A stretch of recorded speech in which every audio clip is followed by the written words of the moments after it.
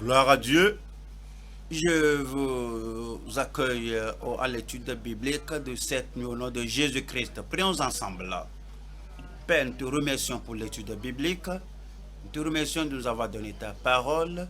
Notre Seigneur Jésus, nous te louons pour la révélation que tu as rendue possible à nous, que nous n'aurions pas connue en aucune manière. Nous demandons, Seigneur, que ton Saint-Esprit illumine ta parole ce soir, pénètre dans tous les cœurs, illuminant tous les cœurs et préparant chacun de nous pour l'avènement du Seigneur au nom de Jésus-Christ.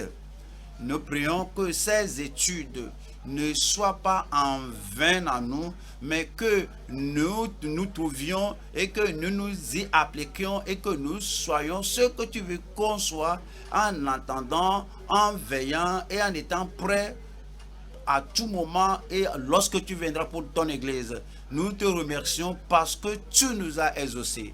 Au nom de Jésus, nous prions. Amen. Comme vous avez remarqué, on étudiait de Marc 13.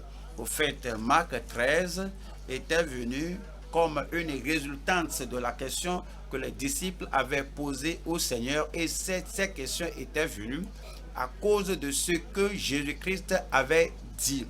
Non seulement ce qu'il avait dit au départ, dans le chapitre précédent, mais de tout son ministère numéro 1, il avait dit qu'il mourra, qu'il ira à la croix, qu'il sera enseveli, et le troisième jour, il ressuscitera. Cela était une surprise pour eux parce qu'ils pensaient au roi qui viendra, mais lorsqu'il avait appris que Jésus était venu, et au fait, il l'avait présenté aux autres personnes qui voudraient amener au Seigneur, disant que nous avons rencontré le roi d'Israël. Lorsque ces gens étaient venus au Seigneur et que le Seigneur leur a révélé quelque chose, ils ont dit que tu es le roi d'Israël. Ils étaient surpris d'avoir appris qu'il a dit qu'il mourra et que le troisième jour il sera enseveli, le troisième jour il ressuscitera. Non seulement ça, il leur a parlé de la parabole du royaume, et il les a déjà alertés qu'à la fin du monde, il y aura des moissonneurs, que les moissonneurs vont rassembler le blé dans le grenier et l'ivraie et les herbes inutiles seront jetées dans le feu. Il a dit car il en sera ainsi à la fin du monde. Ils étaient surpris de cela parce qu'ils croyaient que le monde sera un monde infini. Maintenant, il parle de la fin du monde, et finalement, il avait parlé de son avènement qui reviendra. Alors cela leur était une surprise, que tu es déjà arrivé. Alors où iras-tu que tu reviendras? À cause de ces raisons, la mort de Christ et sa résurrection et son ascension et son retour, et aussi bien que la fin du monde, cela a généré des questions dans leur cœur. Non seulement, ce n'est pas qu'ils n'avaient pas cru tout ce que Jésus avait dit, ils avaient cru que ce qu'il a dit était une vérité. Maintenant, ils posaient la question que quand est-ce que cela sera? Quels seront les signes de ton arrivée, de ton avènement, et quels seront les signes de la fin de l'âge? Quels seront les signes de toutes ces choses, le temple dynamité, détruit, et qu'une pierre ne soit pas laissée sur une autre pierre. Donc Jésus a commencé par les illuminer. En les illuminant, nous avons le récit de cela dans tout le chapitre 13 de Marc. Nous avons déjà étudié du verset 1 jusqu'au verset 8, lorsque Jésus a dit que personne ne vous séduise, parce qu'il y aura des faux prophètes qui viendront et qui séduiront beaucoup de personnes. Vous entendrez des guerres, des pluies de guerre, des pestes, des problèmes, des douleurs partout. Que votre cœur ne s'alarme pas. Ces choses doivent être. Mais la fin dernière dont vous avez parlé n'est pas comme ça, parce que ces choses qui vont se produire ne seront que le commencement des douleurs. Alors il a commencé par le dire. Aujourd'hui nous sommes à Marc 13, nous lisons du verset 9 jusqu'au verset 13. Marc 13, verset 9 au verset 13. Cela parle de la préservation du croyant, la préservation des croyants fermes, la préservation finale des croyants fermes. Ouvrez la Bible maintenant à Marc 13, nous lisons le verset 9. prenez garde à vous-même. On vous livrera aux tribunaux et vous serez battus de verges dans les synagogues. Vous comparaîtrez devant des gouverneurs et devant des rois à cause de moi.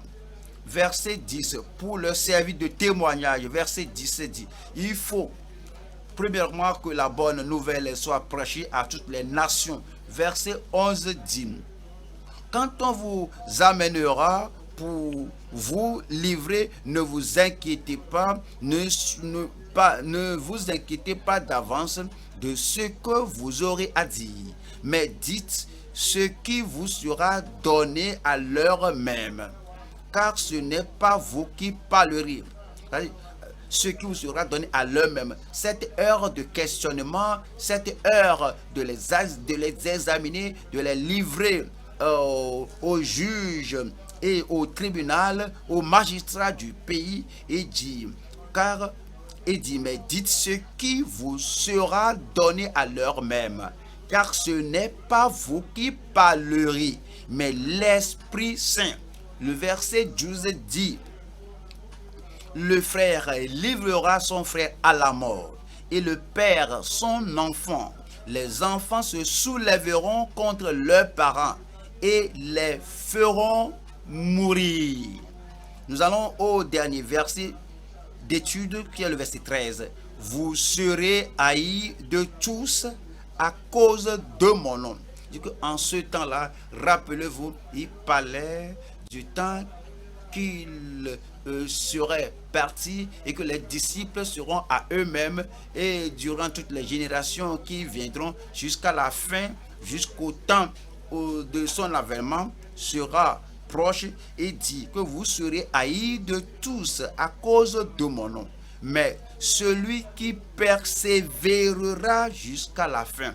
Qu'il y a des gens qui vont persévérer dans la persécution, les épreuves, ils vont persévérer au cours des oppressions, ils vont persévérer au cours de toutes les choses qui leur arriveront à cause du nom de Christ. Mais c'est dit que celui qui persévérera jusqu'à la fin sera sauvé. Ce sont les versets que nous allons examiner aujourd'hui, Marc 13, du verset 9 jusqu'au verset 13. Nous avons pour titre la préservation finale des croyants fermes. Que vous êtes sauvés maintenant, c'est très grand. Mais avec toutes les tentations qui viendront, avec les épreuves qui viendront, avec l'oppression et des régimes oppresseurs qui viendront sur le croyant, sur l'église, rappelez-vous, il dit que sur ce roc, je bâtirai mon église, et les portes du séjour des morts ne prévaudront point contre elle. Il y a la force dans l'église, la force dans le croyant, il y a la force dans la famille de Dieu. Si vous venez à Dieu, il met cette force en vous, il met cette force de stabilité en vous, il met cette persévérance en vous, et chaque membre du corps de Christ, réellement né de nouveau, régénéré, racheté, mis à part pour le Seigneur, sauver, sanctifier, un enfant de Dieu, nous pouvons être affermis, nous pouvons être préservés jusqu'au dernier jour. Nous avons pour titre la préservation finale des croyants fermes. Nous allons voir 3 points comme nous considérons ce passage de l'Écriture. Nous avons comme première section la vigilance des saints durant une persécution sévère.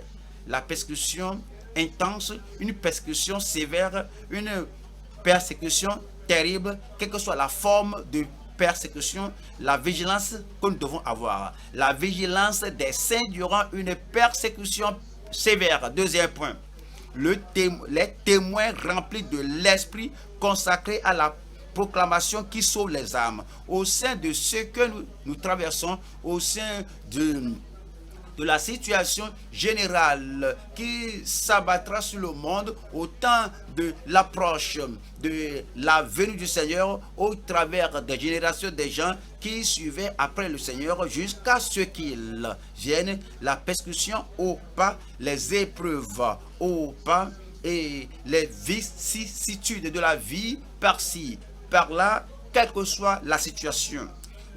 Les témoins de Christ, les prédicateurs de l'évangile vont se consacrer à la proclamation qui sauve les âmes, à la proclamation de l'évangile qui sauve les âmes.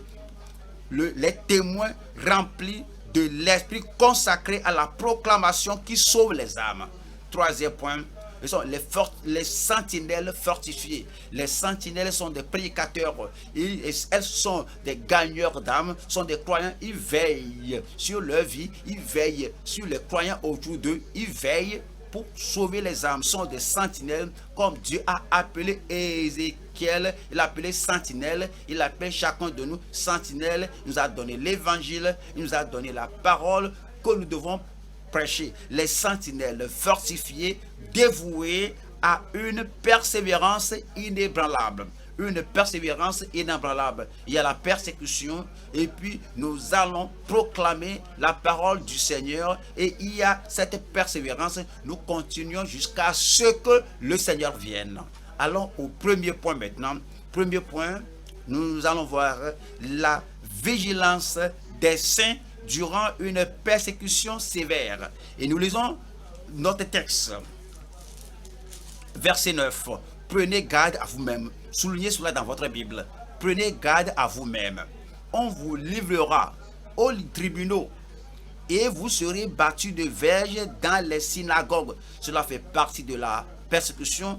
Vous comparaîtrez devant des gouverneurs et devant des rois. Soulignez cela à cause de moi. Soulignez cela à cause de moi pour leur servir de témoignage. Verset 12 dit, le frère livrera son frère à la mort et le père son enfant. Les enfants se soulèveront contre leurs parents et les feront mourir. Si vous combinez ces deux versets, il y a une phrase qu'on déduit de ces versets. Quelle est la phrase? C'est prenez garde à vous-même. Vivez fidèlement pour son nom en persévérant dans la persécution. Prenez garde à vous-même, vivez pour son nom et persévérez fidèlement dans la persécution. Donc, je divise cela en trois parties. La première partie dit que prenez garde à vous-même. Deuxième partie dit que oui, vivez pour son nom. Et pour la dernière partie, c'est persévérer et fidèlement dans la persécution. Première partie, prenez garde à vous-même. Nous voyons verset 13 et Marc 13, verset 9, plutôt qui dit, le mot est là, la phrase est là-bas, prenez garde à vous-même. Prenez garde à vous-même. On vous livrera aux tribunaux. Et vous serez battus de verges dans les synagogues. Ça, c'est la persécution. Donc, vous devez prendre garde à vous-même. Vous comparaîtrez devant des gouverneurs et devant des rois à cause de moi pour leur servir de témoignage. Et cette expression, prenez garde à vous-même, apparaît de diverses manières dans la Bible. Cela nous dit, comme le Seigneur vient, et comme on s'approche de l'avènement du Seigneur, il y aura des choses qui vont se produire et qui pourraient faire que quelqu'un s'oublie, des choses qui vont pousser quelqu'un à s'oublier, qui vont pousser quelqu'un à ne pas prendre garde, à ne pas examiner sa vie, à voir que je dois prendre garde à moi-même pour être ferme, pour être stable, je dois être solide, je dois être consacré au Seigneur. Voyons Josué 23. Josué 23, verset 11, qui dit ici, veillez donc attentivement sur vous-même. Cela veut dire que prenez garde à vous-même. On a tendance à veiller sur la vie des autres. Prenez garde. On a tendance à voir ce que les gens font, ce qu'ils n'ont pas fait. Et puis on s'oublie que nous sommes des soldats sur le champ de bataille en tant qu'enfants de Dieu, en tant que pèlerins en route, en voyage vers le ciel, comme on prend garde à la vie des autres, comme des membres du Seigneur, comme tous les gens qui sont autour de nous, nous veillons donc attentivement sur sur vous-même. Veillez donc attentivement sur vous-même afin d'aimer l'Éternel votre Dieu. Lorsque les persécutions, les difficultés surgissent, nous devons continuer à aimer le Seigneur, à prendre garde à nous-mêmes, parce que c'est le secret de demeurer jusqu'à la fin, c'est le secret de tenir ferme jusqu'à la fin, c'est le secret d'avancer et continuer d'avancer dans le Seigneur sans compromettre. Alors le verset 12 nous dit que si vous vous détournez et que vous attachiez au reste de ces nations, alors quel est le lien de veiller donc sur soi-même, de ne pas retourner à ces pays? Le lien est que, arrivé dans le pays, ils voient que les gens de la nation là sont plus grands, sont plus élevés, sont plus riches, sont plus intelligents, et ils seront attirés vers eux. Et s'ils s'attirent vers eux en relation, en mariage, et s'ils se lient en mariage avec eux, donc il y aura le joug étranger. Donc, ils vont se joindre aux gens qui n'ont pas le même Dieu, la même foi. Donc, il dit qu'arriver dans le pays, quels que soient les défis que vous voyez, quelles que soient les difficultés que vous avez, quel que soit le retard que vous aurez expérimenté, prenez garde à vous-même. Prenez garde à vous-même pour ne pas vous détourner et aussi pour ne pas vous attacher au reste de ces nations qui sont demeurées parmi vous. Si vous vous unissez avec elles par des mariages et si vous formez ensemble des relations, le verset 13 dit: soyez certains que l'Éternel, votre Dieu, ne continuera pas à chasser ces nations devant vous, mais elles seront pour vous un filet et un piège, un fouet dans vos côtés et des épines dans vos yeux, jusqu'à ce que vous ayez péri de dessus ce bon pays que l'Éternel votre Dieu vous a donné. Cela nous dit aujourd'hui que comme on voit le Seigneur venir, parfois on traverse la solitude, parfois on connaît le retard, parfois on connaît des défis, et si on ne prend pas garde, on dirait que non, que je peux choisir n'importe qui je veux, que le joug étranger ou pas, je prends n'importe qui en mariage. On dit que celui-ci est du monde, il est pécheur, mais la personne est riche. On dit que la personne est pécheur, mais la personne fait bien. On dit que celui-ci est pécheur, mais la personne fait bien. Mais c'est dit que prenez garde à vous-même. Nous allons au Nouveau Testament, prenez garde à vous-même. Nous allons à Luc 21, Luc 21, Luc chapitre 21, verset 34. Les paroles de Jésus-Christ ne s'arrêtent pas, mais ces paroles nous lancent le défi et nous avertissent, nous disent que prenez garde à vous-même, de crainte que vos cœurs ne s'apesantissent par les excès du manger et du boire et par les soucis de la vie, et que ce jour ne vienne sur vous à l'improviste. C'est dit que nous devons être prudents, nous devons être veillants, vigilants, nous devons être sobres, nous devons veiller à nous-mêmes. Laissez-moi vous poser une question. Pourquoi servez-vous le Seigneur? Pourquoi professez-vous être né de nouveau? Pourquoi êtes-vous dans l'église? Pourquoi étudiez-vous la Bible? Vous voyez, il y a des gens, au temps de la persécution, au temps de chômage, au temps d'oppression et au temps de famine, et en temps de pénurie et en temps de pandémie, les seules choses qui fassent leur objet de méditation, c'est d'être appesantis. Que boirons-nous? Que mangerons-nous? De quoi serons-nous vêtis? Et leur cœur sera préoccupé des soucis de ce monde. Et le Seigneur dit que ça, c'est un truc du malin, c'est un truc du diable. Il veut que vous vous concentrez sur le manger, sur le boire, sur les soucis de ce monde. Et si vous êtes comme ça et que vous ne pensez pas à l'avènement du Seigneur, vous ne pensez pas à la prédication de l'évangile, vous ne pensez pas à l'œuvre qu'il nous a confiée, que faites valoir jusqu'à ce que je vienne. Ce jour viendra sur vous à l'improviste. Voilà le verset 35. 35 nous dit: car il viendra comme un filet. Car il viendra comme un filet. C'est comme un filet que le jour de l'enlèvement, le jour de Christ est de revenir. Alors, car il viendra comme un filet sur tous ceux qui habitent sur la face de toute la terre. Comprenez que lorsque nous parlons de l'avènement du Seigneur, qu'est-ce qui va arriver après l'enlèvement? Alors, c'est sur toute la terre.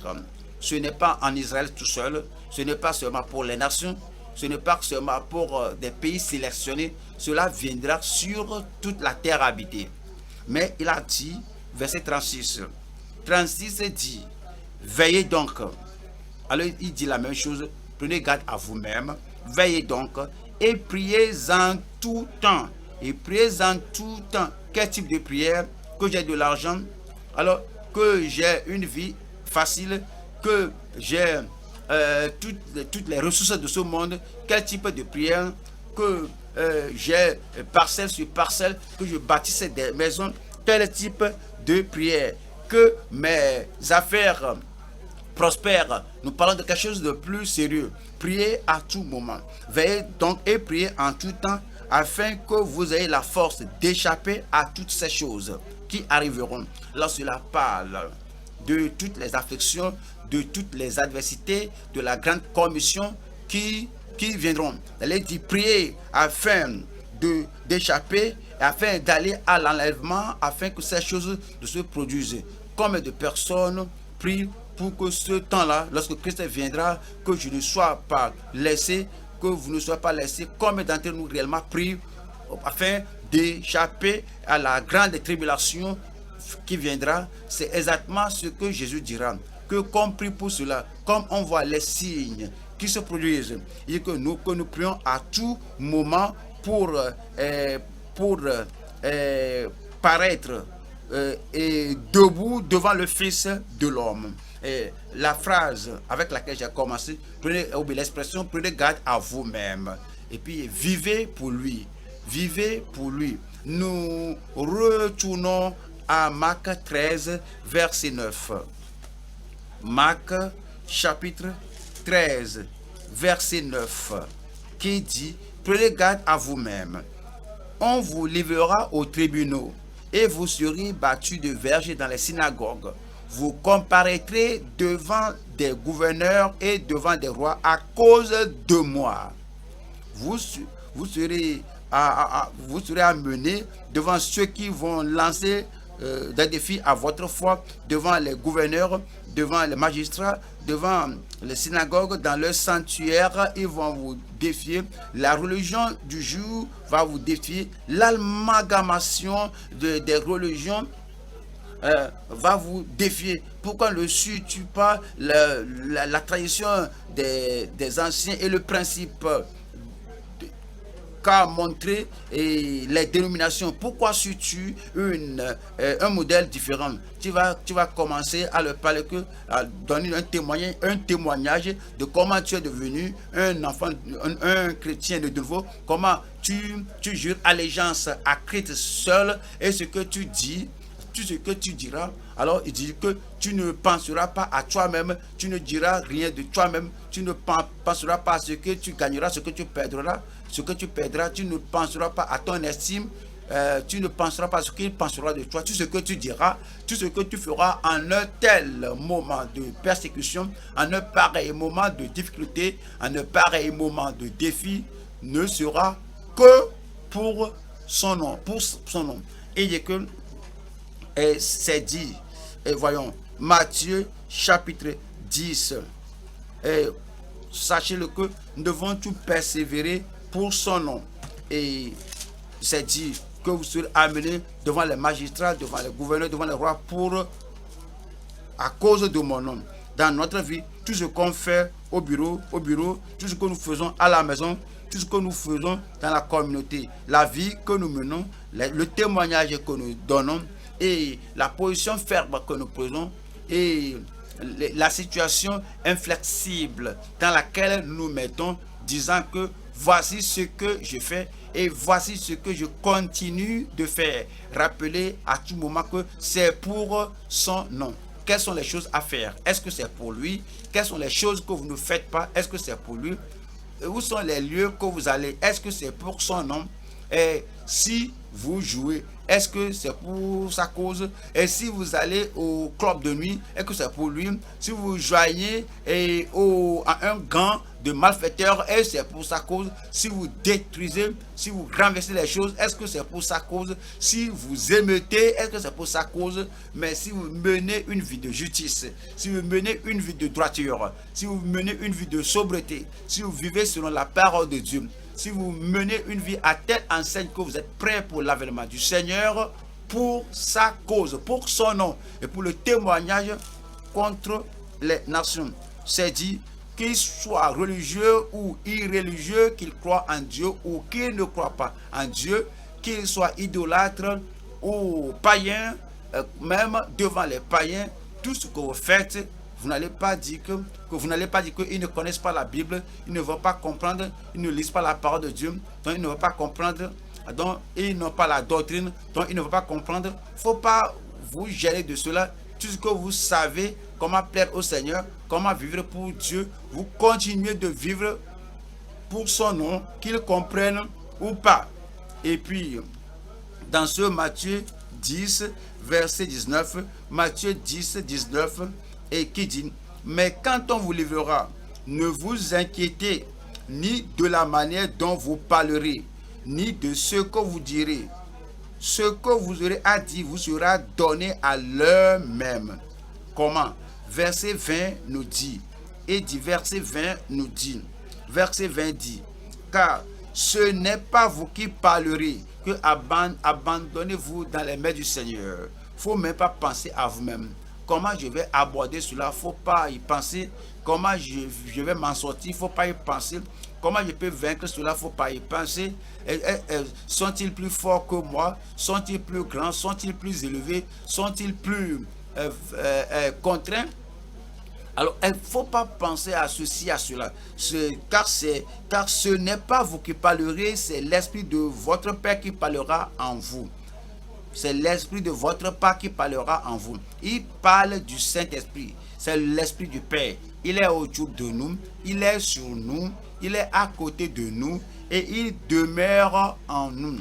Et c'est dit, c'est cet Esprit du Père qui nous ranimera, qui nous donnera la parole. Et puis la parole que nous déclarerons portera de fruits. Et ce sera un témoignage à ces gens. Voilà encore la phrase là. Prenez garde à vous-même, vivez pour lui et persévérez fidèlement la persécution. Et Matthieu 13 et Marc 13, 19.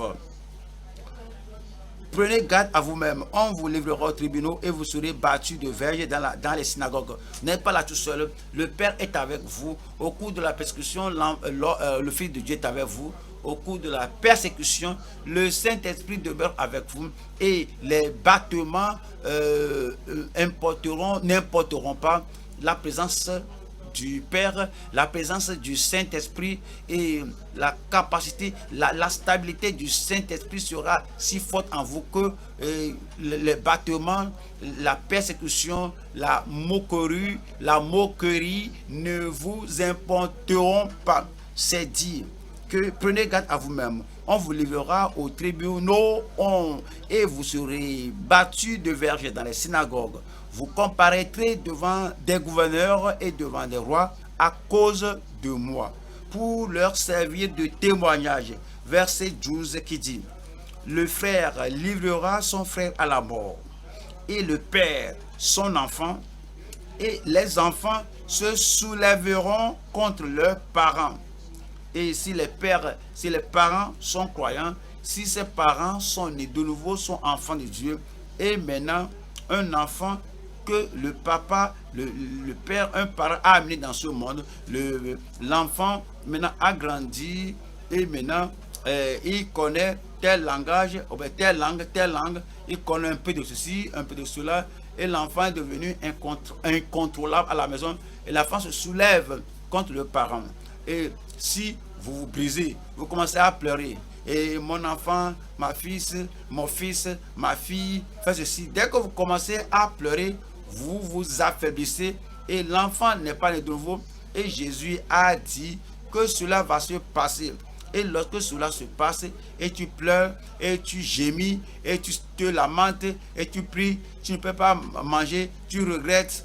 Pourquoi je suis venu comme ça? Je souffre trop, même les gens de dehors me traitent bien, même les enfants des autres dans la communauté me traitent bien. Voyez comment mon enfant me traite. Tu deviendras très faible.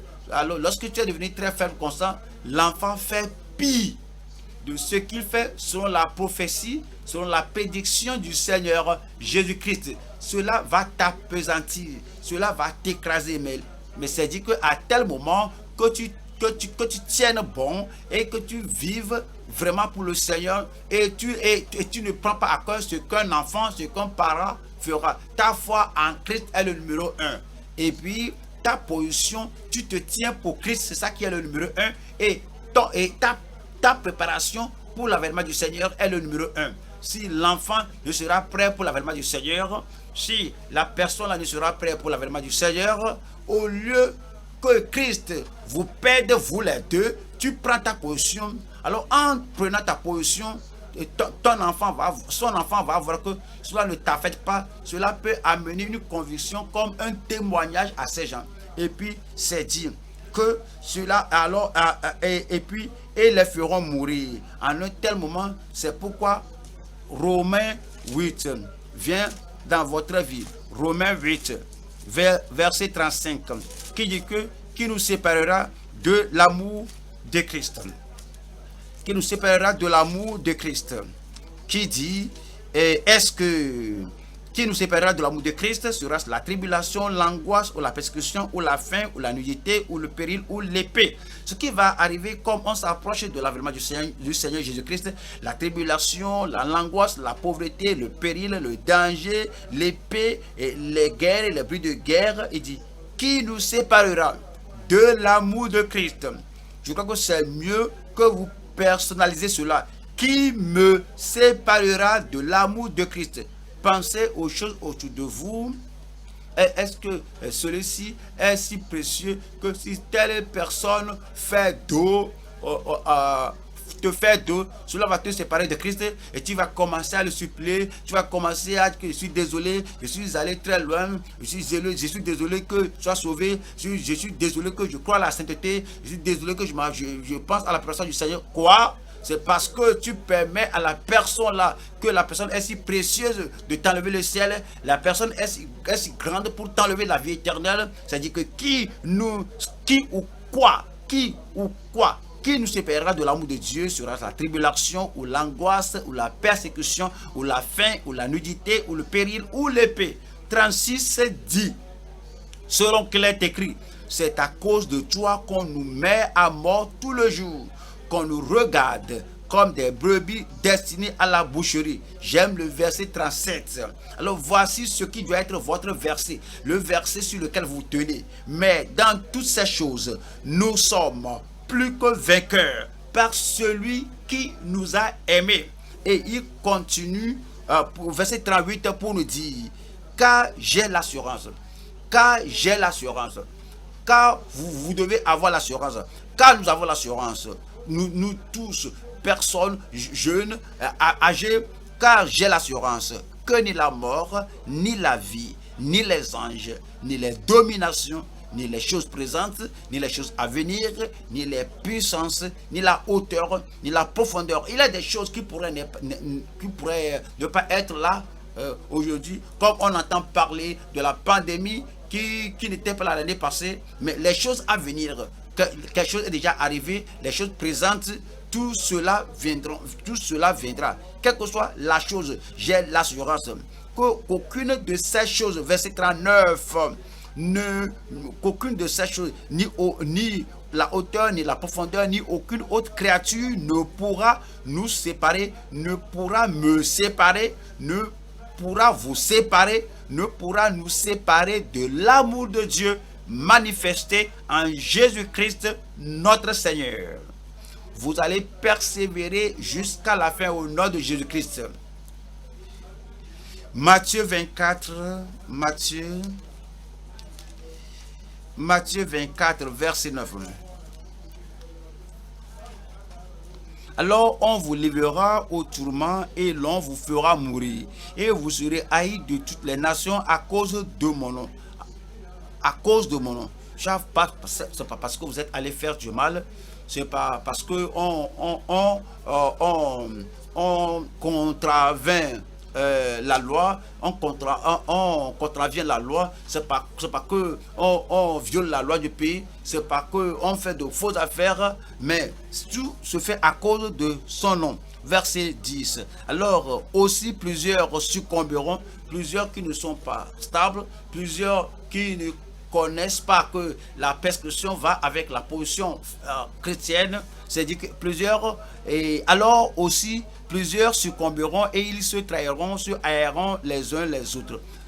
Si tu fais partie de l'assemblée du peuple de Dieu, où les gens là font partie de l'assemblée de Dieu et ils sont persécutés, alors ils vont se joindre au camp ennemi et tout ce qu'ils connaissaient, ce qu'ils disent qu'ils connaissaient, le secret du corps de Christ, le secret de l'assemblée, ils vont dire qu'ils connaissent le secret des dirigeants de l'église, donc ils vont commencer à dire aux incrédules que, vous savez, lorsqu'on était là-bas, voici leur doctrine, lorsqu'on était là-bas, voici leur accent, lorsqu'on était là-bas, voici ce qu'ils vont dire. Donc, ils vont trahir le peuple de Dieu entre les mains des incroyants. Et ils vont haïr l'un et l'autre. Et verset 11 dit, et plusieurs faux prophètes s'élèveront et ils séduiront beaucoup de gens. C'est pourquoi Jésus a dit que prenez garde à vous-même. Il ne faut pas être trop confiant en vous-même. Il ne faut pas vous plonger en ceci et en cela. Lire ceci et lire cela. Prendre ceci et prendre cela. Et aller à des veillées nocturnes par-ci, par-là. À faire accès à ceci et à faire accès à ceci. Aller à ce site, aller à ceux-là, à ce site-là. Plusieurs faux prophètes s'élèveront et ils séduiront beaucoup de gens. Verset 12. Et parce que l'iniquité se sera accrue, la charité du plus grand nombre se refroidira. Verset 13. Voici votre verset, voici mon verset. Mais celui qui persévérera jusqu'à la fin sera sauvé. Celle, le croyant, le juste, celui qui est sauvé, sanctifié, celle qui est ferme, qui va persévérer jusqu'à la fin, celui qui dit que advienne que pourra, j'irai au ciel, advienne que pourra, je vais réussir à aller au ciel, advienne que pourra, oui, je vais tenir ferme, quel que soit le cas, je ne vais pas compromettre ma position. C'est la personne là qui dira que la chaleur soit plus torride, que la fournaise se chauffe 7 fois, que les défis s'augmentent, se multiplient. Tout de même, je vais persévérer. J'ai mis la main à la charrue et je ne vais pas regarder en arrière. C'est la personne qui va persévérer jusqu'à la fin. Et il viendra au salut final. Nous allons maintenant au deuxième point. Le deuxième point, cela parle de témoins remplis de l'esprit, consacrés à la proclamation qui sauve les âmes. Les témoins remplis de l'esprit, consacrés à la proclamation qui sauve les âmes. Le Seigneur nous a appelés témoins. Il dit que nous sommes des témoins du royaume. Nous sommes des témoins de l'évangile. Vous recevez la puissance. Le Saint-Esprit survenant sur vous et vous serez mes témoins. Vous serez mes témoins. C'est ce que nous sommes. Mais nous sommes des témoins remplis de l'esprit, des témoins qui sont demeurés par l'esprit, des témoins qui sont contrôlés par l'esprit, des témoins qui sont poussés par l'esprit, des témoins qui sont fortifiés par l'esprit et sont passionnés par la plénitude de l'esprit, par la capacité de l'esprit de Dieu en eux. Alors ils sont remplis, les témoins remplis de l'esprit, consacrés à la proclamation qui sauve les âmes. Marc 13, verset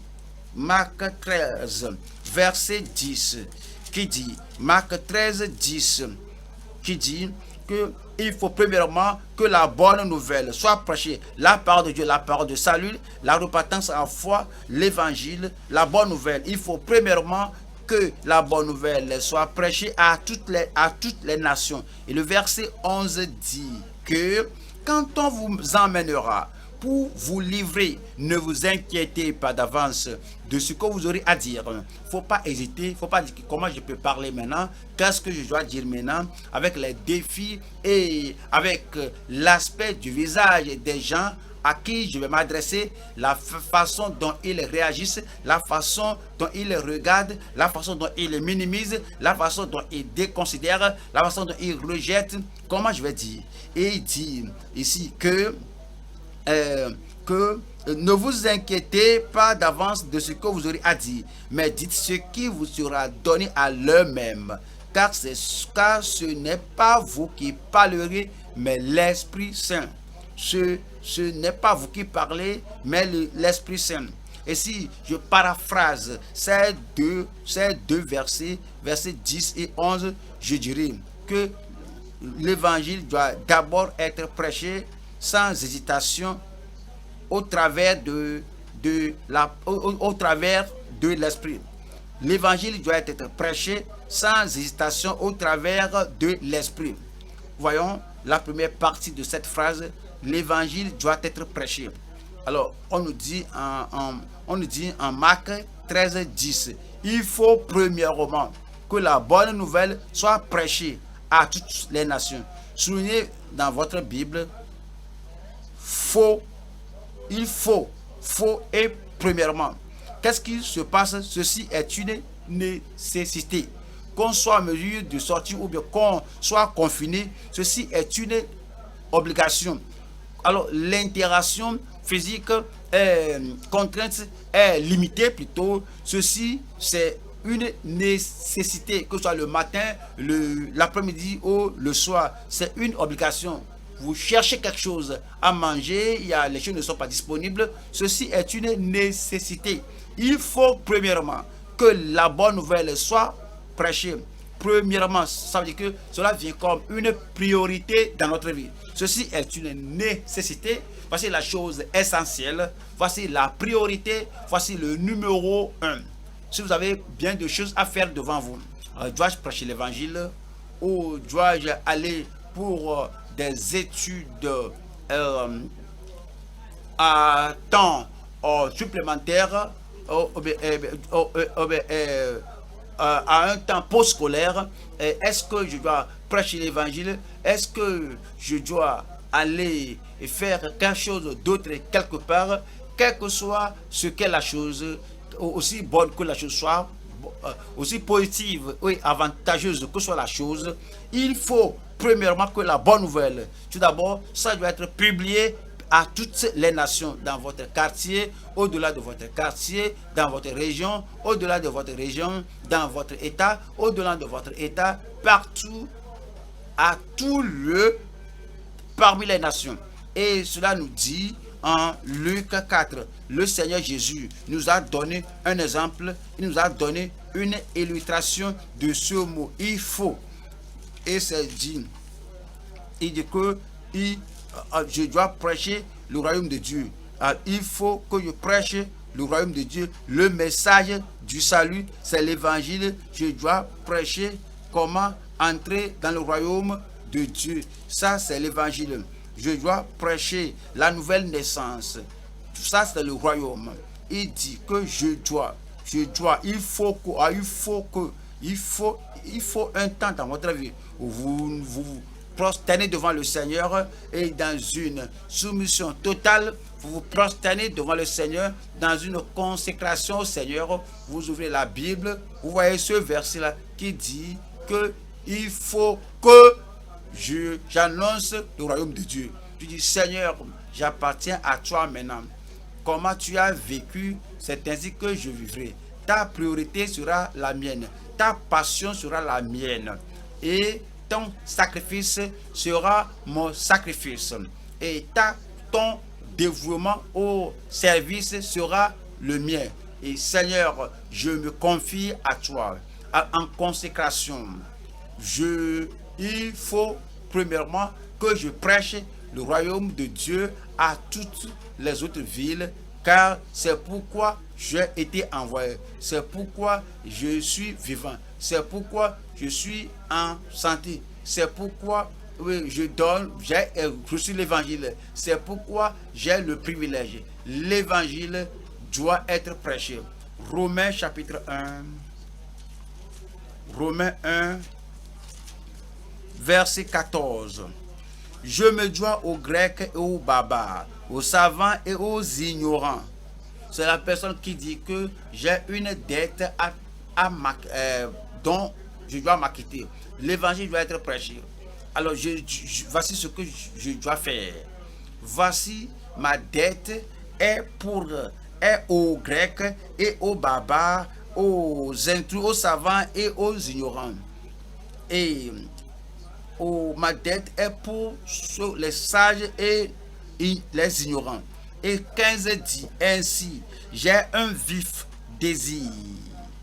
Aussi longtemps que j'ai le souffle de vie en moi, aussi longtemps que je peux me tenir sur mes deux jambes, mes deux pieds, aussi longtemps que j'ai le souffle pour respirer, aussi longtemps que je vis. Ainsi, j'ai un vif désir de vous annoncer aussi l'évangile, à vous qui êtes à Rome. Et le verset 16 dit, car je n'ai point honte. Mais il y a quelque chose que vous devez faire, car je n'ai point honte.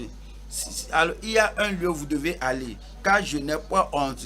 Il y a quelque chose que vous devez déclarer, car je n'ai point honte. Il y a un Christ que vous devez élever, que vous devez exalter et le présenter aux gens. Il n'y a pas de honte, car je n'ai pas honte de l'évangile. C'est une puissance de Dieu. C'est une puissance, cet évangile a la puissance, ce message a la puissance, ce sacrifice de Christ à la croix a la puissance. Et ce ministère, le ministère de la parole a la puissance, cet évangile de Christ a la puissance. C'est la puissance de Dieu pour le salut de quiconque croit. C'est pourquoi vous prêchez. Vous ne prêchez pas pour, une formalité. Vous prêchez pour persuader les gens à croire, à accepter, à donner leur cœur et leur vie au Seigneur Jésus-Christ. Et l'évangile est la puissance de Dieu pour le salut de quiconque croit, du juif premièrement, puis du grec. Maintenant, comment devons-nous le faire? On fait cela sans hésitation. On fait cela sans penser à deux, sans être anxieux, sans avoir peur, sans se retenir. Nous allons à Marc, chapitre 13. Marc 13, nous lisons la première partie du verset 11. Marc 13, nous lisons verset 11, qui dit, quand on vous amènera pour vous livrer, ne vous inquiétez pas d'avance. Faut pas prendre beaucoup de temps. J'essaie de fouiller la Bible, j'essaie de mémoriser les versets de la Bible, j'essaie d'avoir les Écritures pour comprendre ceci et cela. J'essaie de voir les questions à me poser, comment je peux y répondre. Mais il dit, ne vous inquiétez pas d'avance de ce que vous aurez à dire, mais dites ce que vous aurez à dire. Mais il faut aller sans hésitation, il faut aller sans réticence, il faut aller sans souci et sans peur, il faut aller sans tergiverser. Allez, l'évangile doit être prêché et ce doit être prêché sans hésitation. Allons à Exode, chapitre 4, Exode 4, verset 10. Exode 4, verset 10. Et Moïse dit à l'Éternel, ah Seigneur, je ne suis pas un homme qui ait la parole facile. Ça c'est l'hésitation. Et ce n'est ni d'hier, ni avant-hier, ni même depuis que tu parles à ton serviteur, c'est l'hésitation, car j'ai la bouche et la langue embarrassée. Voyez, votre déficience, votre incapacité et votre inhabilité, quel que soit le cas, alors c'est dit, va et prêche la parole sans hésitation. Déjà tu es sauvé et cette même parole qui t'a sauvé, donne-la aux autres. Déjà tu es né de nouveau. Cet évangile que tu as reçu et que cela t'a convaincu, tu es né de nouveau, présente-le tel comme ça. Déjà tu es enfant de Dieu. Tu sais que Christ vient, cette conviction que tu as, va la présenter aux autres et il ne faut pas hésiter du tout. Et faire cela sans hésitation. Voyons Exode chapitre 4 verset 11 qui dit, l'Éternel lui dit, qui a fait la bouche de l'homme et qui rend muet ou sourd, voyant ou aveugle? N'est-ce pas moi l'Éternel? Je t'ai fait tel que tu es. Si tu crois être lent, c'est moi qui t'ai créé comme ça. Si je sais pour quelle utilité je vais t'employer, Je sais que l'Esprit de Dieu en toi peut te fortifier, peut venir sur toi, peut te proposer, peut t'obliger, peut t'illuminer. L'Esprit de Dieu est assez suffisant pour faire l'œuvre en toi. Il ne doit pas y avoir d'hésitation. Voyons le verset 12 maintenant. Exode 4, verset 12. Va donc, pas d'hésitation. Va donc, faut pas te retirer. Va donc, je serai avec ta bouche. C'est tout ce dont on a besoin. Je serai avec ta bouche. Tu ouvres ta bouche, je serai avec ta bouche. Lorsque tu veux dire ce que tu veux dire, je serai avec ta bouche. Lorsque tu veux publier l'évangile, prêcher l'évangile, je serai avec ta bouche et je t'enseignerai. Oui, je ne connais pas assez, Dieu va t'enseigner. Je n'ai pas assez, Dieu va te donner. Je sais parce que je vais dire. Alors il va te donner le message. Et je t'enseignerai ce que tu auras à dire. Nous avons une œuvre à faire. Et nous ne devons pas donner aucune raison irrationnelle. Alors, nous ne devons pas hésiter. Jérémie 1, Jérémie 1,6. Jérémie 1,6. Je répondis: ah Seigneur éternel, voici, je ne sais point parler. Ça, c'est l'hésitation. Ça, c'est de se retirer. Ça, c'est le fait de dire que je ne peux pas faire ce que le Seigneur dit que je ferai. Mais Dieu a dit que tu peux. Tu dis, tu ne peux pas. Je ne peux pas. Qui ment? Dieu dit que va. Tu dis que tu ne peux pas aller. Qui ment maintenant? Dieu dit, ceci est ce qu'il faut faire. Toi, tu dis que tu n'as pas la force, que tu n'es pas puissant. Qui ment maintenant? L'Éternel dit que voici l'appel que tu as. Voici le pourquoi je t'ai mis à part. Voici le pourquoi je t'ai séparé. Voici le pourquoi je t'ai suscité. Alors, tu ne dois plus dire rien d'autre, rien qui soit différent lorsque Dieu a parlé et dit va. Tout ce qu'il faut faire, c'est d'aller sans hésitation. Et puis, je répondis à Seigneur éternel, voici, je ne sais point parler car je suis un enfant. Et si, est-ce que Dieu l'a laissé parce qu'il a dit que je ne peux pas? Est-ce que Dieu va vous laisser aller parce que j'accepte, tu ne peux pas? Et tu hésites parce que tu hésites et tu dis que tu ne peux pas. Oui, quoique je sache, quoique je t'ai créé, puisque tu dis que tu ne peux pas, je te laisse en paix. Voilà le verset 7. Jérémie 1, 7. Et l'Éternel me dit, ne dis pas, je suis un enfant, car tu iras vers tous ceux auprès de qui je t'enverrai, et tu diras tout ce que je te donnerai. Je te donnerai un message, une bonne nouvelle, va prêcher cela. Je t'ai donné un message de jugement, va prêcher cela. Je t'ai donné un message d'avertissement, va prêcher cela. Je t'ai donné un message que Christ viendra de façon imminente, va prêcher cela. Je t'ai donné un message que l'enlèvement aura lieu, que l'enlèvement aura lieu avant la grande tribulation. Ouvre ta bouche et déclare cela.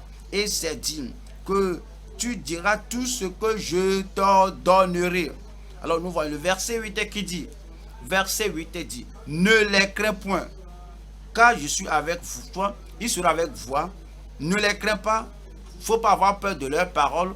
Ne crains point leur rejet, ne crains pas leur renfrognement, ne crains pas leur terreur, ne crains pas leur conflit, ne crains pas leur visage, ne les crains point, car je suis avec toi pour te délivrer, dit l'Éternel.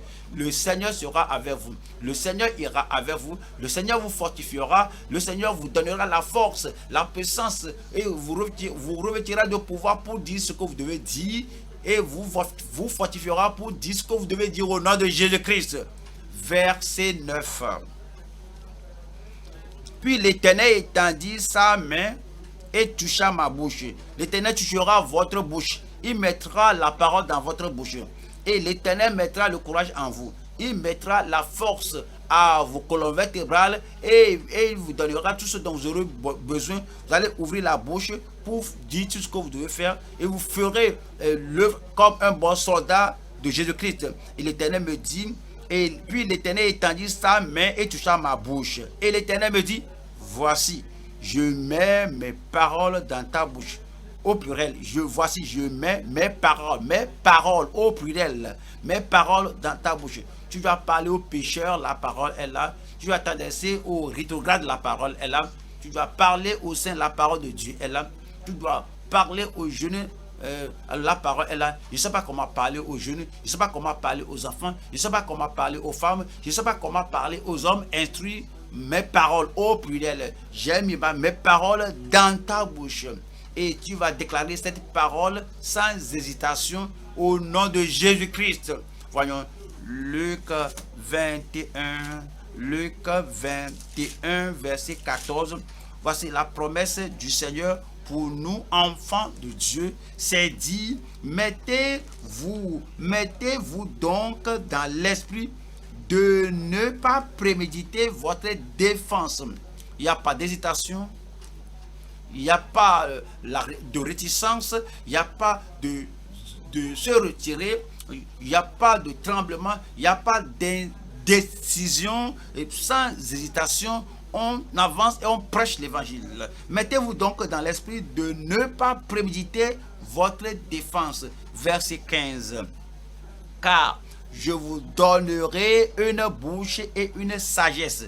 Car je vous donnerai une bouche différente d'une bouche de faiblesse, d'une bouche de crainte, d'une bouche de timidité, d'une bouche qui dit je suis ignorant. Je vous donnerai une bouche et une sagesse à laquelle tous vos adversaires ne pourront résister ou contredire.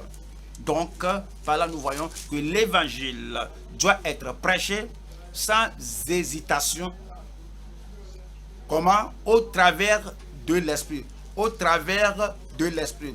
Voyons Marc chapitre 13 encore, verset 11. Et c'est l'esprit qui rend capable.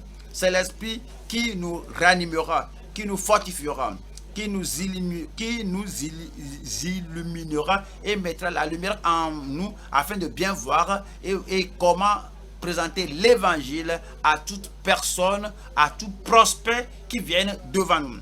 C'est dit, quand on vous emmènera pour vous livrer, ne vous inquiétez pas d'avance de ce que vous aurez à dire, mais dites ce qui vous sera donné à l'heure même. Car ce n'est pas vous qui parlerez, mais l'Esprit Saint. Ce n'est pas vous qui parlerez, mais l'Esprit Saint. Matthieu 10. Matthieu 10, 19. Matthieu 10, 19. Mais quand on vous livrera, ne vous inquiétez ni de la manière dont vous parlerez, ni de ce que vous direz. Ce que vous aurez à dire vous sera donné à l'heure même. Et avant que vous ne sortiez, vous ne savez pas ce qu'il faut vous dire, cela vous sera donné lorsque l'heure sonne. Et si vous ne savez pas comment aborder ces gens dont vous avez entendu parler, ils posent des questions, ils vous dribblent par-ci, par-là, que de ce que j'ai entendu, je ne sais pas comment témoigner, je ne sais pas comment présenter l'évangile, je ne sais pas comment commencer avec mon témoignage, je ne sais pas comment je vais les amener à admettre que tous ont péché, sont privés de la gloire de Dieu. Je ne sais pas comment je vais leur dire, ton effort, tes bonnes œuvres ne peut pas te sauver. Je ne sais pas comment je vais leur dire, quel que soit ce que vous faites, ne peut pas vous sauver, mais Christ est mort à la croix de Calvaire. Donc, alors quiconque au Seigneur ne périra pas, mais aura la vie éternelle. Que ne te gêne pas, que va dans la confiance de l'Esprit qui te fortifie, parce qu'il te sera donné à l'heure même ce que tu auras à dire. Ce que tu auras à dire. Non, nous voyons Luc 12, Luc chapitre 12, Luc 12, verset 11, qui nous dit, quand on vous mènera devant les synagogues, plusieurs synagogues, les magistrats au pluriel, plusieurs magistrats, et les autorités, les gens en autorité, les autorités, ne vous inquiétez pas de la manière dont vous vous défendrez, ni de ce que vous direz. Verset 12 dit, car le Saint-Esprit vous enseignera. C'est un enseignant, il vous amènera en souvenance tout ce que vous avez appris, toutes les choses pour lesquelles vous priez, les choses, tous ces messages que nous écoutons, le Saint-Esprit vous enseignera à l'heure même ce qu'il faudra dire. Alors cela arrive par expérience à Pierre en acte chapitre 4, il était amené devant le Sanhédrin, devant ses chefs religieux, devant le conseil des anciens. Pourquoi vous faites ceci? Nous vous avons pas défendu de faire ceci, cela. Et Pierre, rempli du Saint-Esprit, leur dit que, voyez cela, alors il n'y a pas une préméditation, il n'y a pas d'hésitation, il n'y a pas de réticence. Alors à l'heure même, lorsqu'on lui a posé la question, on nous a dit qu'il était rempli du Saint-Esprit et leur avait dit que vous dirigeants, vous chefs du peuple et anciens d'Israël, verset 9 qui dit, alors Pierre le dit, comment vous êtes-vous accordé pourtant non, et il s'est dit, verset 9, acte 4, 9, puisque nous sommes interrogés au sujet sur un bienfait accordé à un homme malade afin que nous disions comment il a été guéri, 10, sachez-le tous et que tout le peuple d'Israël le sache. Il n'y a pas de préméditation ici, il n'y a pas d'hésitation, il n'y a rien qui disent que qu'est-ce que je vais dire, qu'est-ce que je vais leur dire, et à ces gens-là, ils connaissent tout l'Ancien Testament, qu'est-ce que je vais déclarer, l'Esprit de Dieu est venu sur lui, et l'Esprit de Dieu viendra sur vous, et dit, sachez-le tous, et que tout le peuple d'Israël le sache. C'est par le nom de Jésus-Christ de Nazareth que vous avez crucifié. Voyez Pierre, voyez-le, et était ici qui confond ces gens-là et qui leur disait directement, c'est voici l'homme qui a renié Christ lorsque il craignait, et maintenant le Saint-Esprit est venu sur lui et dit que c'est pas le nom de Jésus-Christ de Nazareth que vous avez crucifié et que Dieu a ressuscité des morts. C'est par lui que cet homme se présente en pleine santé devant vous.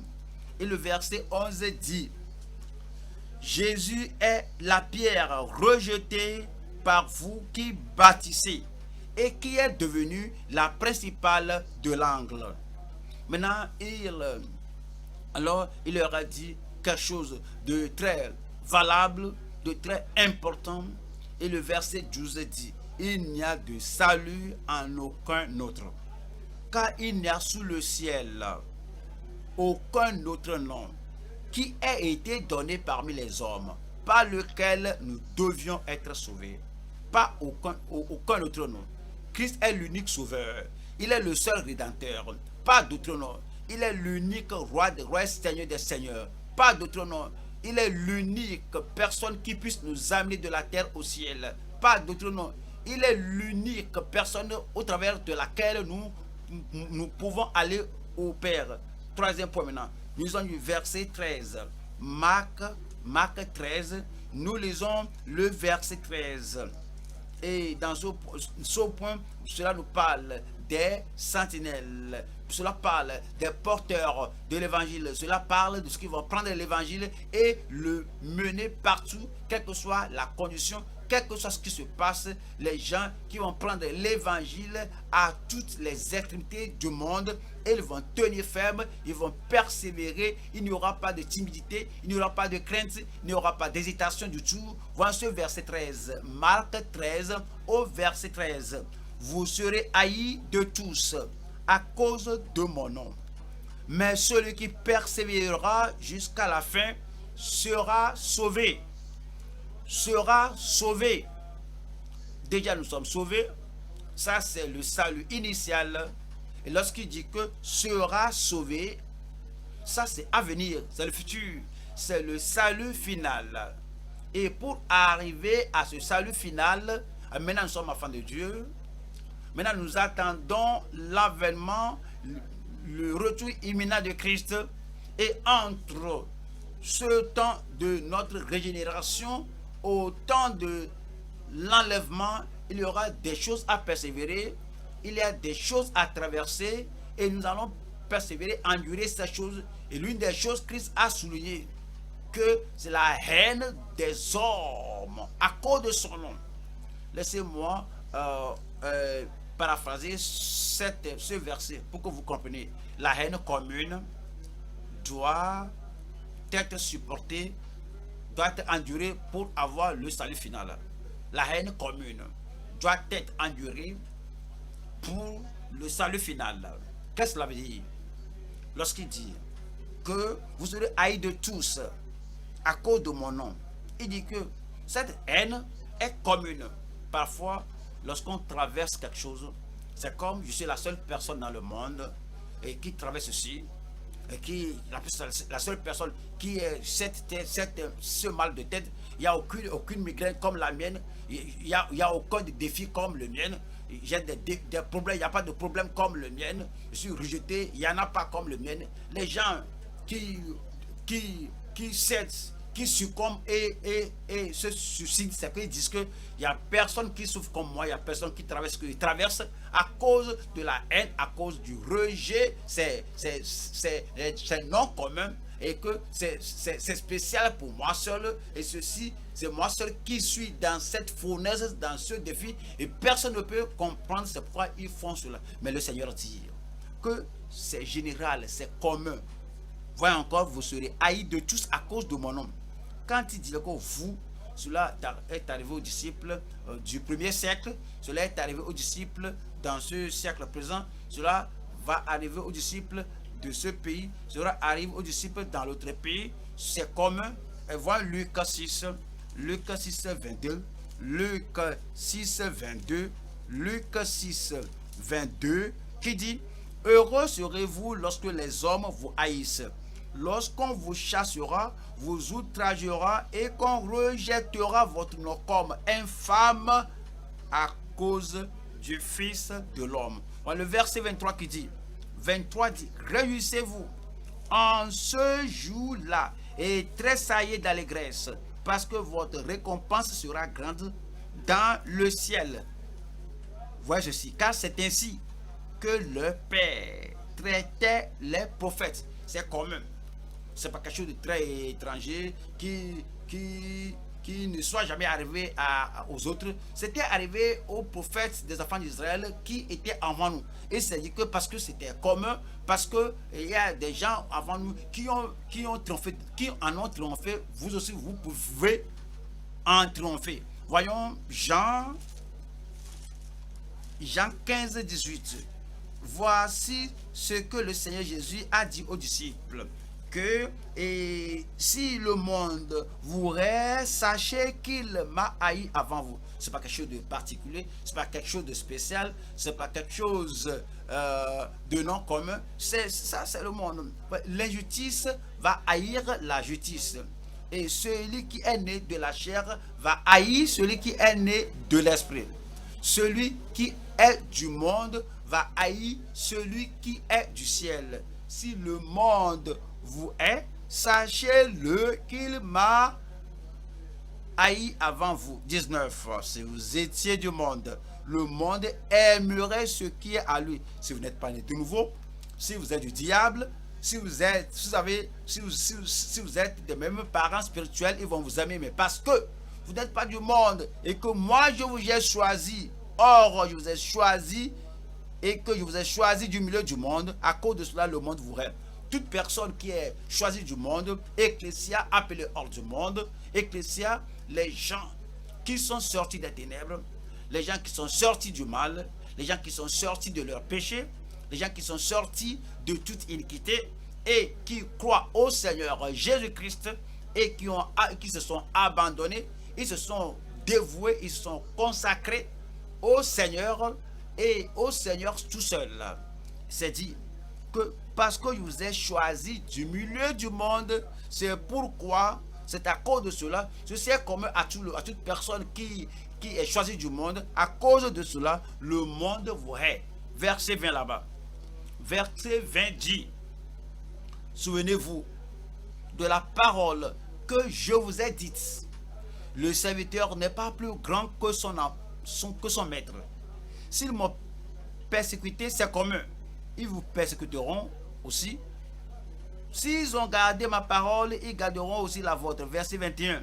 21 dit: mais ils vous feront toutes ces choses à cause de mon nom, parce qu'ils ne connaissent pas celui qui m'a envoyé. Parce qu'ils ne connaissent pas celui qui m'a envoyé. Donc, comprenez, quels que soient les défis que vous traversez, ce n'est pas particulier, c'est commun. On va à 1 Pierre chapitre 5. 1 Pierre chapitre 5, nous voyons le verset 9. Voici Pierre ici qui nous fait le rappel que cela est arrivé aux gens, même des gens qui n'étaient pas nés de nouveau. N'y a-t-il pas des pécheurs qui soient haïs par des pécheurs? Y a-t-il pas des voisins des voisins qui soient haïs par des autres? Vous êtes croyants, vous avez la puissance, vous avez ce qu'il faut, la force pour résister au diable.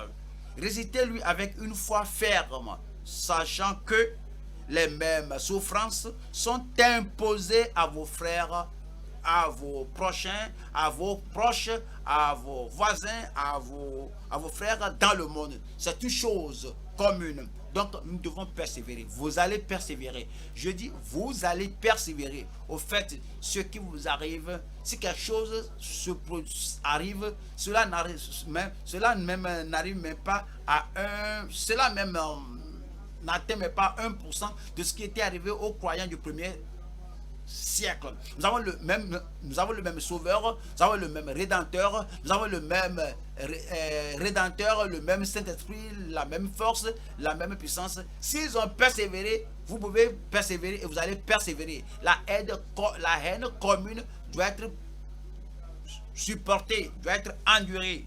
Et Marc 13, verset 13, vous serez haïs de tous à cause de mon nom. Mais celui qui persévérera jusqu'à la fin, celui qui persévérera jusqu'à la fin. Vous savez, on persévérait, continuez de persévérer. Seulement un peu de temps, seulement encore une petite saison, seulement encore une petite période. Celui qui persévérera jusqu'à la fin, quel que soit ce qu'on traverse, quels que soient les défis devant nous, quelles que soient les difficultés devant nous, il donne la force. Il nous a fait persévérer hier. Le Dieu d'hier est le même d'aujourd'hui. Le Rédempteur d'hier est le Rédempteur d'aujourd'hui.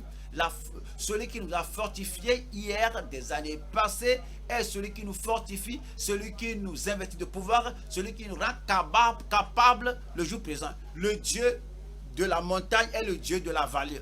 Le Dieu du jour est le Dieu de la nuit. Le Dieu des années passées est le Dieu d'à présent. Alors nous devons continuer de persévérer avec cette puissance qu'il nous a donnée. C'est pourquoi il nous dit en Matthieu 24, je lis verset 12. Matthieu 24, verset 12 dit: et parce que l'iniquité se sera accrue, la charité du plus grand nombre se refroidira. Parce que l'iniquité se sera accrue, la haine ne se sera accrue, l'iniquité se sera accrue, les choses communes que les gens font contre les croyants, la persécution se sera accrue à cause de l'iniquité qui se sera accrue. Certains vont baisser la tête, certains vont céder, certains vont démissionner, certains seront écrasés, certains vont fuir, certains vont compromettre. La charité du plus grand nombre se refroidira. Mais vous devez comprendre que vous devez continuer de persévérer si vous aurez le salut final. Et verset 13 qui dit que celui qui persévérera jusqu'à la fin, celui qui persévérera jusqu'à la fin, celui qui persévérera jusqu'à la fin sera sauvé. Sera sauvé. Nous devons continuer à regarder le futur, à regarder le futur final, à le futur éloge, à la recommandation future du Seigneur. Comme on voit la couronne future, on voit le prix futur, la récompense future. C'est ce qui vous fera persévérer. Et tu dis que je sais que cela ne va pas durer, que bientôt tout prendra fin. Lorsque cela prendra fin, je saurai que c'est fini. Et deuxième Timothée 3.2, deuxième Timothée 3.2, 3, 2 Timothée 2, verset 3, souffre avec moi comme un bon soldat de Jésus-Christ. 4, il n'est pas de soldat qui s'embarrasse des affaires de la vie. Soit tu es un soldat de Christ. Il ne faut pas agir comme un homme de rue, une femme de rue, une fille de rue, un garçon de rue. Tu es un soldat du Seigneur Jésus-Christ. N'agis pas comme un homme simple. Il n'est pas de soldat qui s'embarrasse des affaires de la vie. S'il veut plaire à celui qui l'a enrôlé, le Seigneur vous a élu, le Seigneur vous a fortifié. Non seulement il vous a choisi, il vous a également équipé. Et il vous a confié, il vous a vêtu des armes. Il vous a investi de pouvoir. Ce faisant, vous devez endurer, persévérer. Vous allez persévérer au nom de Jésus. Je dis, vous allez persévérer au nom de Jésus-Christ. Le verset 5 dit ici, et l'athlète n'est pas couronné s'il n'a combattu suivant les règles. Tout ce que vous faites cela suivant les règles, prêchez suivant les règles, priez suivant les règles, faites la guerre contre le péché suivant les règles, et soyez un bon soldat et œuvrez suivant la parole, suivant les règles. Nous allons à Jacques 1, verset 12, qui nous dit ici, la couronne pour ceux qui persévèrent, la couronne pour ceux qui persévèrent, la couronne pour ceux qui sont stables, la couronne pour ceux qui sont fermes jusqu'à la fin.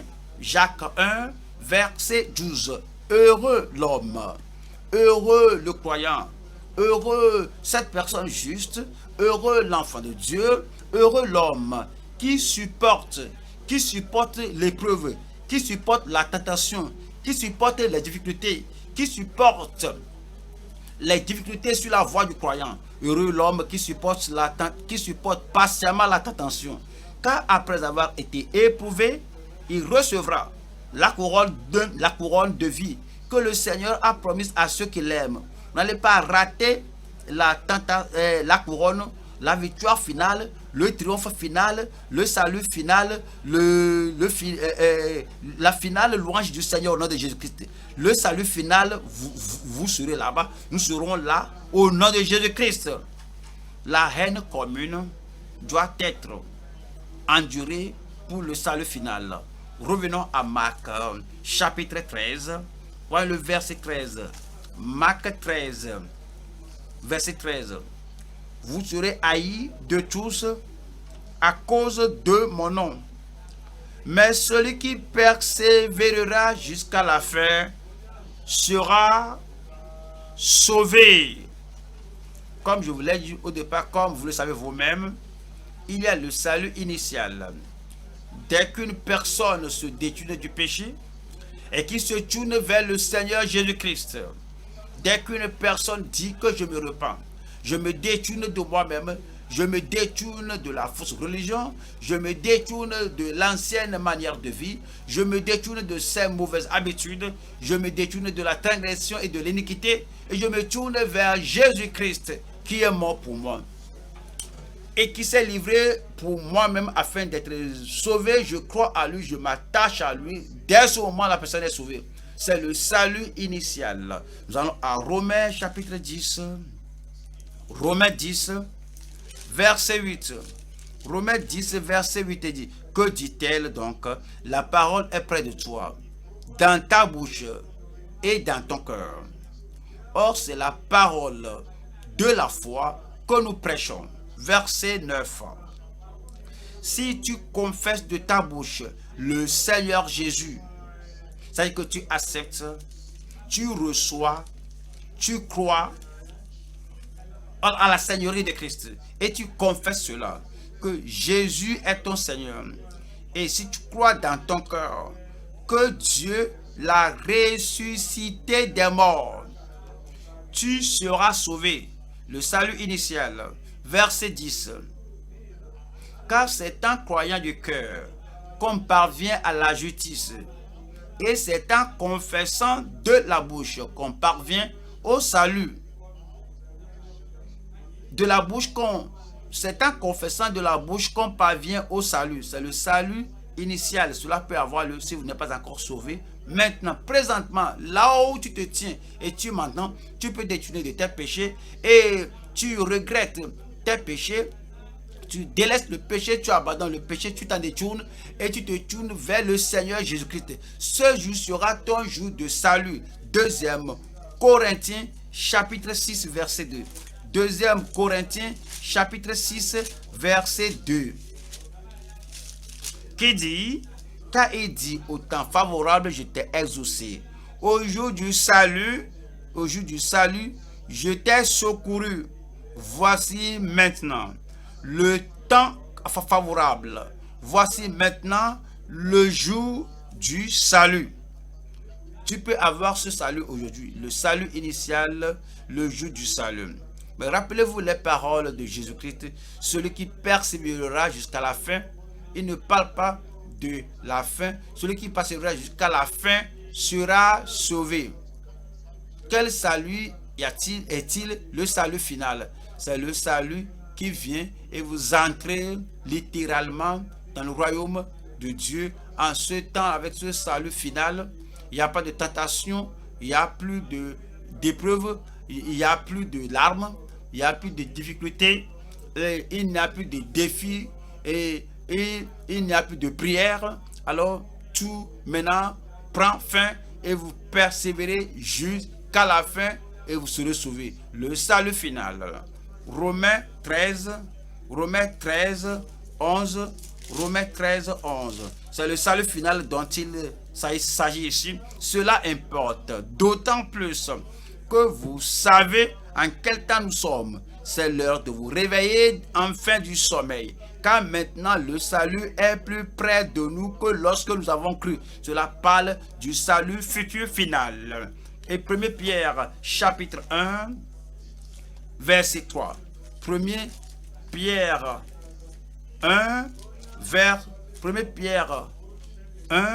verset 3. Béni soit Dieu le Père de notre Seigneur Jésus qui selon sa grande miséricorde nous a régénérés. Nous sommes nés de nouveau. Nous avons ce salut initial. Nous avons cette assurance et cette assurance de filiation en Christ et à travers Christ. Et selon sa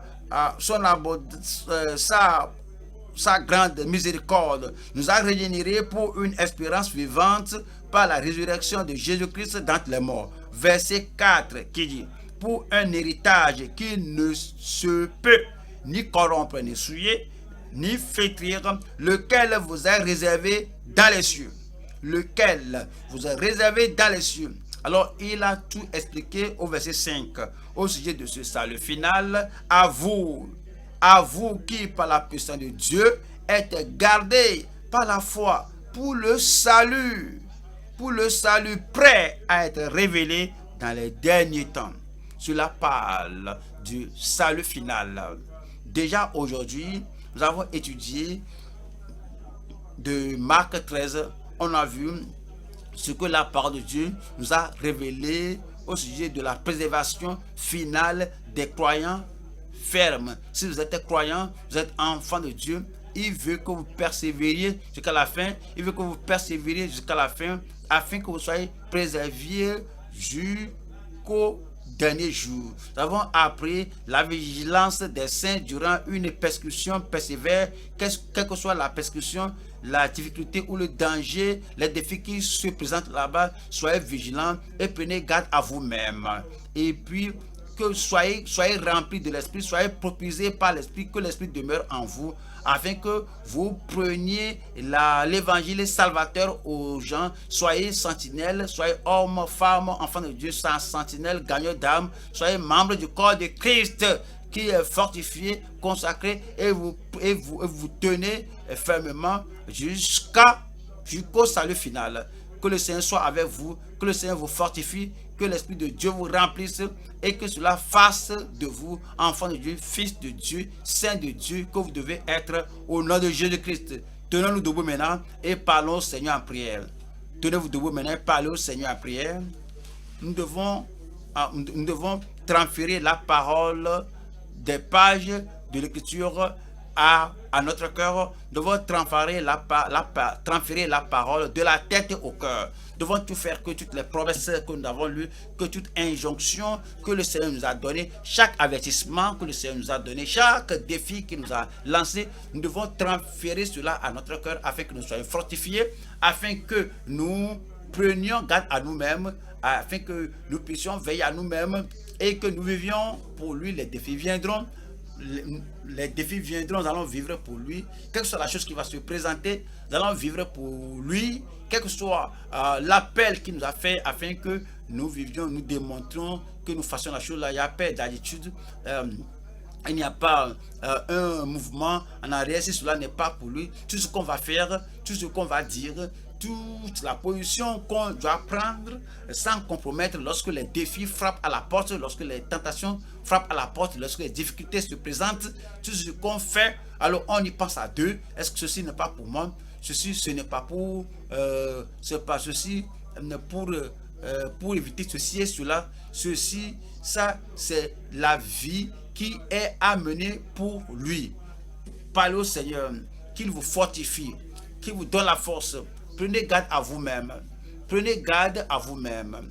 Vivez pour lui et fidèlement persévérez dans la persécution. Qu'est-ce que vous traversez à la maison, avec les voisins, avec les amis, avec les gens qui ne s'accordent pas avec votre position, avec votre foi? Fidèlement, il faut persévérer dans cette persécution et le Seigneur vous aidera. Que l'Esprit de Dieu vous remplisse. Que l'Esprit de Dieu vous contrôle. Que l'Esprit de Dieu vous donne de l'énergie, en sorte que vous prenez l'Évangile, que vous accrochez à l'Évangile, que vous priez et pour garder l'Évangile en vous et que vous passez l'Évangile aux gens, que vous pénétrez la vie des gens avec l'Évangile. Faites de cela une nécessité dans votre vie et faites de cela une priorité dans votre vie. L'Évangile. Il faut premièrement que l'Évangile soit annoncé, publié par toi, par moi, par nous tous, et sans hésitation. Sans hésitation. Sans plainte. Et sans donner des excuses. Sans dire que je ne peux pas. Oui, tu le peux. Dieu a dit que tu peux. Le Seigneur a dit que tu dois. Et c'est un devoir, un défi qu'il vous a donné. Et vous faites cela au travers de l'Esprit de Dieu. Faut pas préméditer. Faut pas te faire des soucis jusqu'à ce que tu t'affaiblisses à l'inhabileté. Tu dois, tu le peux. L'Esprit va te fortifier, va te rendre capable. L'Esprit va t'envelopper, va te soutenir. Tu fais cela avec la force, avec la puissance du Seigneur. Non seulement ça maintenant, tu dois être fortifié en tant que sentinelle. Tu dois être dévoué, consacré. Tu dois être persévérant. La haine, c'est commun. La pression, c'est commun. Le rejet, c'est chose commune. Vous démentir, c'est commun. Vous outrager, c'est commun. La persécution, c'est commun. Le rejet, c'est commun. Il faut persévérer et endurer cela. Et vous aussi, vous pouvez endurer. Vous pouvez vous aussi tenir bon.